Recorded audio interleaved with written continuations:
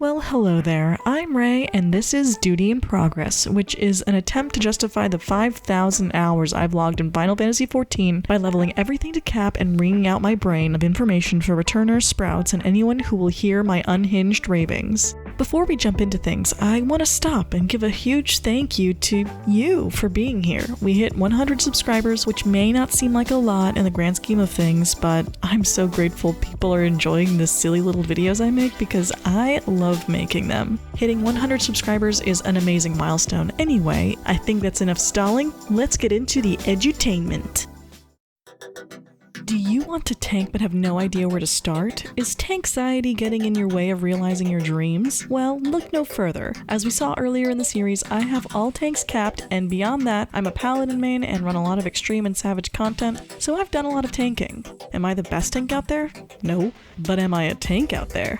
Yes, absolutely. Through my experience, I've compiled some thoughts and advice on how to pick up a tank and just go for it. Rather than making an exhaustive guide, I've decided to put together a quick start guide to tanking that will help you prepare for tanking if that's something you've been wanting to do. This guide focuses on tanking up to level 50 as all the tanks are built from essentially the same foundation. Beyond that, they become more and more different, and if you want further guidance, I encourage you to look for more specific guides once you find which tank you like the best. If you've been on the fence about picking up a tank, let me give you some practical reasons as to why you should pick up a tank. First, tanks are almost always adventure in need for duty roulettes, and if they're not right now, just wait like 5 minutes and they will be. This means extra gil and experience while you're leveling, which becomes extra clusters once you get to level 90, which means extra materia, which is super valuable even if you just turn around and sell it on the market board. Second, people will invite you to things. A lot. Look, the numbers are what they are. With only 4 tank jobs available versus the other 15 jobs and needing at least 2 preferably different tanks for 8-person content, if you find you enjoy tanking, people will open doors for you left and right. If your friends aren't looking for a tank fill, then your friends are weird. Third and finally, tank privilege. Can't dodge an AoE in time? Tank privilege. Having a tough time learning mechanics? Tank privilege. You should be dead right now? Tank privilege. I've got vuln stacks on deck like I'm saving up out here. It can make you a little lazy, sure, but that's really only a problem for your healer.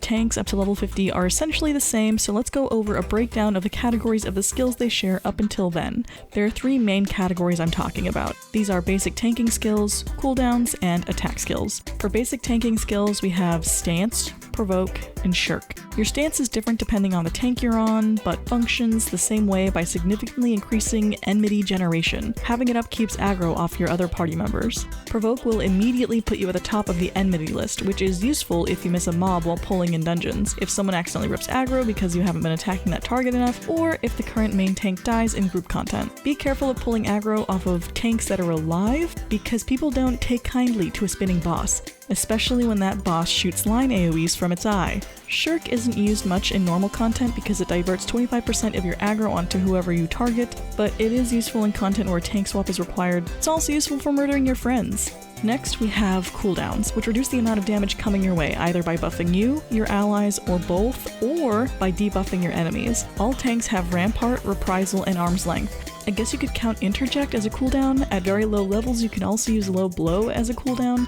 Rampart is a self-buff that lowers damage you take by 20% for 20 seconds. Reprisal puts a debuff on enemies nearby you that reduces the damage they do by 10%. In group content with other tanks, take care not to let your Reprisal kiss another tank's Reprisal. It makes enemies jealous. Arm's Length is a buff that gives you knockback immunity and applies slow to enemies that hit you while you have it up. Interject can be used to interrupt certain abilities. If the cast bar is flashing like this, it means you can interrupt it. Interject. Please use it. Low Blow will stun your enemies for 5 seconds. This can be really useful in certain dungeons like Sastasha and Hawk Manor, but its usefulness doesn't last much further than that. Beyond this, every tank has their own individual cooldowns available to them that all function differently, so be sure to read your skills tooltips to see how they function and how to use them effectively. And of course, the biggest cooldown you have is going to be your invuln, which is unique to each tank but essentially means you can take big damage for a few seconds without dying. If you don't read what any of your other skills do, please at least read what your invuln does. It might just save your healer a heart attack. Your attack skills are going to be different on each tank and do function differently, so those are also worth a read, but in general each tank has a typical 1-2-3 single target combo, an AoE combo, and a range skill that helps generate enmity quickly. Eventually they all get gap closers and OGCD attacks as well, but at various levels and for various functions, so I'll just leave it at that. Now that we have a basic grasp on our skills, let's head into a dungeon and talk through the mindset. As a disclaimer, this is my style and is definitely not the only way to tank. I just want to give you some tips to help orient yourself so that you can eventually find what works for you. Most people don't care which style you go for as long as you're consistent. Upon loading into the dungeon, we want to make sure we have our stance on. If you're new to a dungeon or spatially challenged, I also recommend having your map open because you are going to be expected to lead the charge through the dungeon. The tank is generally the pace setter in dungeons, however, people are generally more than happy to show you either by running ahead of you or jumping towards the correct path to take. I generally use my ranged attack to aggro them and start pulling that group towards me so that they get in tighter, and then I'll AoE once I'm on top of all of the mobs in that group to ensure I pick up aggro. You can take things at whatever pace you like, but if you're worried about upsetting people, a good tip here is that people generally prefer if you do double pulls at least. You can also tell when to keep pulling because your healer will often position themselves ahead of you to indicate that they can handle more. Once you have pulled all you plan to, you can use provoke or your range skill on any mobs that you missed along the way or mobs that got pulled off you. You can use the enemy list to determine whether or not you have aggro. The red square means you have aggro, while the green circle means you don't. The other symbols mean you have some level of aggro, but not full aggro. If there are ranged mobs in the pack, you can either try to tuck around a corner to get them to come closer to a re-established line of sight, or you can pull the pile of trash back to that ranged mob, but once there, you generally want to stop and hunker down for a while and not move, so that the DPS can do their job. If you keep running around, it'll be harder on the DPS, meaning the mobs will be alive and doing more damage to you for longer. I know it may be tempting to run in circles because it can be stressful seeing damage coming in, but it really is best if you just plant your feet and stay still. You can move out of any AoEs that pop up, but then try to move back to your spot so you're not moving mobs around too much. After getting to my stopping point for a pull, I'll usually use Reprisal to tag as many mobs as I can, and then depending on the level of content, I may pop an additional cooldown as well. It's good to try to space your cooldowns out if you plan to use more than 2 because it'll be rough on your healer if all your cooldowns fall off and you start taking a bunch more damage all at once. Once you get confident in your ability to mitigate damage, you'll start to understand just how much you can handle. Some people will do a wall-to-wall pull, and then once they get to their stopping point, they'll invuln as their first cooldown and then pop the others as it starts to fall off, which can be a good strategy depending on your healer and DPS. Do be aware when doing larger pulls and lower level content that your DPS may not have an AoE ability yet, and healers are also limited on their abilities. Through experience, you'll become more aware of these limits, so there's nothing wrong with keeping it simple at first. If I want to zoom but die during a pull, I always ask my healer if it was too much so I know whether they just made a mistake on their end or if I was going too fast, and then I'll adjust accordingly depending on their answer. Pulling the boss is different than pulling mobs and is way easier in my opinion. We generally want to try to center the boss, so if the boss is already centered, you can just run right through them to point them north. We always want to face the boss north if we can to avoid any cleaves or damage from landing on the party. If the boss is slightly north of center, I'll usually use my range skill to bring them closer and then run through them to turn them north. They don't have to be perfectly centered or anything, but we do want to leave space for the melee DPS to shimmy around the boss for their positionals and dodge any AoEs that drop. Try not to run around while you have control over the boss because, and I reiterate, people don't look kindly on a spinning boss. You don't have control over certain bosses at certain times, so don't sweat it. You also don't have control over bosses when they're casting. For any party stacks to come up, you do want to stack with the party and then head back to your spot. For tank busters, 1 cooldown is usually enough in normal content, but this varies depending on the content you're doing. For anyone that doesn't know, tank busters are generally telegraphed by a large red animation going off on the main tank, like this. When it comes to group content, here are some rules of thumb. In 8-person content with 2 tanks, the tank who puts on their stance first is the main tank, unless there's a Dark Knight there because Dark Knights are incapable of putting on their stance before the fight and they'll just take aggro from you anyway. Not that's happened to me before or anything. Fighting over aggro is usually not worth it, and content goes so much faster if you let whatever Giga Chad Dark Knight wants aggro to have it. Of course, if the tank dies, you do need to provoke and take aggro. Or if the main tank is spinning the boss and being a nuisance, then yeah, feel free to take aggro then too.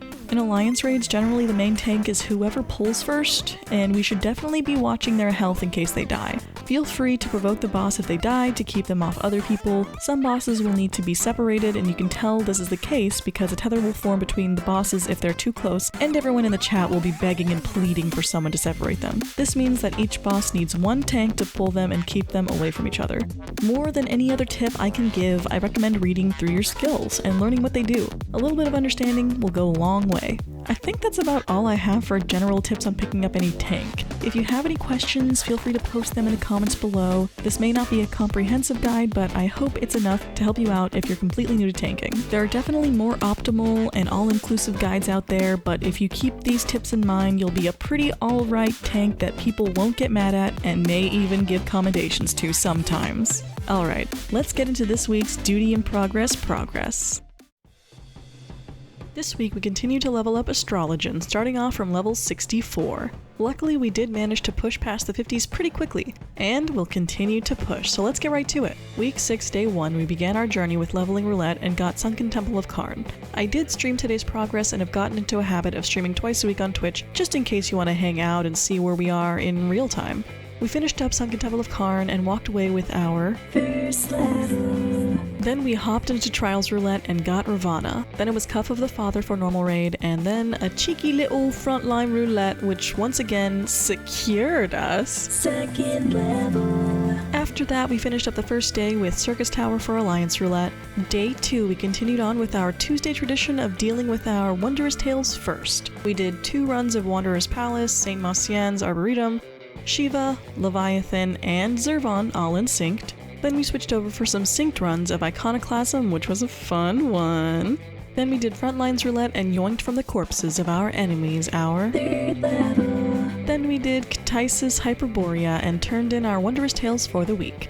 After that we kept up our momentum by completing the Vanu Vanu tribe quests as well as the Ananta tribe quests.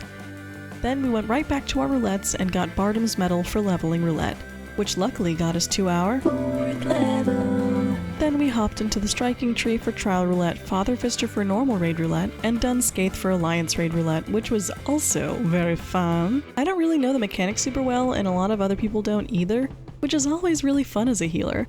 Is anyone else kind of broken and find chaotic death runs to be the most fun? This time, I'll admit I was a little overwhelmed as a baby astrologian, but it was still a lot of fun. Diabolos recognized the amount of fun I was having and decided that I deserved our fifth level.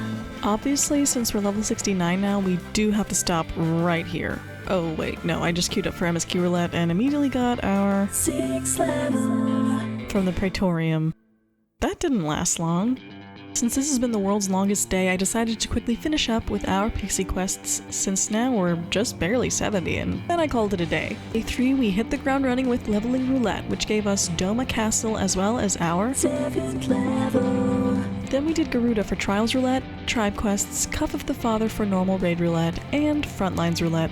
This was an incredibly fun run of Frontline with a narrative. Immediately out the gate I got golfed off the middle platform by a machinist, and then I was absolutely livid, so I popped the fuck off. Our team lost the match, but we did win our 8th level. We did our victory lap in Alliance Raid Roulette, and I swear the 12 were smiling down on me because I queued into a 22-minute elapsed run of Labyrinth of the Ancients, joined right at the last boss, and we cleared it the first pull. It felt like fate, not gonna lie. We did our second victory lap in MSQ Roulette and got Porta Decumana, and walked away victorious once more with our 9th level. And decided that that was a great place to stop. And that's all for week 6 and the first part of this 2-part 100 subscribers special. How many more numbers can I throw into a sentence? Find out next time on Duty in Progress. But yeah, normally I do a little roundup here, but I didn't actually take a picture for week 6, so this is our artist's rendering of our progress. This is where we started, and this is where we ended up. It's pretty good progress just for 1 week, so I'm pleased. If you liked today's video, feel free to like and subscribe. If you have thoughts and opinions, you may share them below, but you do have to be nice to me or else I will whistle at you menacingly with my new mount. Hope you have a wonderful rest of your day, hope you have a wonderful rest of your week, and I hope to see you again soon. Bye!